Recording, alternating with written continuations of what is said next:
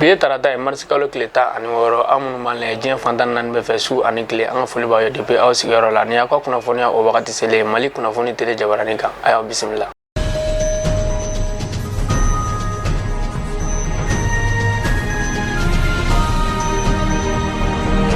Kunafoni adamila sa Mali kuna no anga chake daba mumbe no nyesino na anga kurango mana be fuma ko énergie du Mali olu yesebe mfura bo bi ka yira ka foko olu ga baraga yoro ba mumbe no be balenge dugu kono la ko tasuma de wulile o la bi sogmare na 6h wakati o sababu la sa kurantige ko no bina chaya jamana kono la me jamana kono na fangi mayere capital yere kono ya no e Bamako kono na ni tasuma wuli mfla ni ga ke balenge kuranso bala ni o sababu la kurango bina gelaya Bamako dugu kono la Bamako kono na fangi mayere zone industrielle bola bagari bugu bola nyare la bola safo 15 ans bugu bola hippodrome bola medina kura bola buganso bugu bola sangare bugu ani konate bugu bola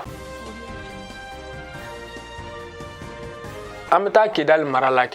rojme o dugu to ko ander bukan kunun dene ne kanyatan wolo vla wakati flam babagaci do yera yeno ni marama fenjugu kuma nyogon bolo o flam babagaci unu ga marama fenjugu kon tara bindugu do ka o dugu to ko shinango darar u konin dona dugu kono la we mo yu nyela u yo lu be bone nina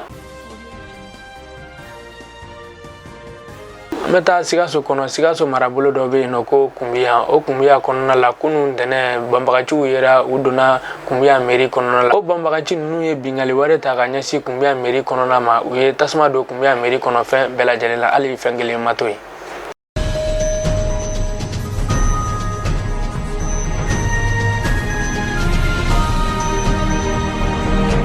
amta ko an kibaru la amta ko rubar ko gouvernement nyama min gumbe na lendana kalo kletan temene na to Ahmed Bagayego janaja damne la kunun dene mars kalo kletan dur abta kunche kardo mars kalo klemwa ani kele obe kunche yoro jumena sa abta kunje ko misiri do misiri min to go feliku jabi janaja be kunche o konona la inshallah ambe duwa ke ala ka badadali dali noya ani islamé furebe Malikunafoni jabarani la ba kala dona ka fo bi ne siglembe Aîssata Koné de nola basite aga furusiri de be ni kalo en klemu kan ani kele akon de me anga duga ka ala ka furu ke furu tutu ye kana che kambe alza on aw be nyongo fe kuna be Malikunafoni jabarani la ba aw kambe anyo mere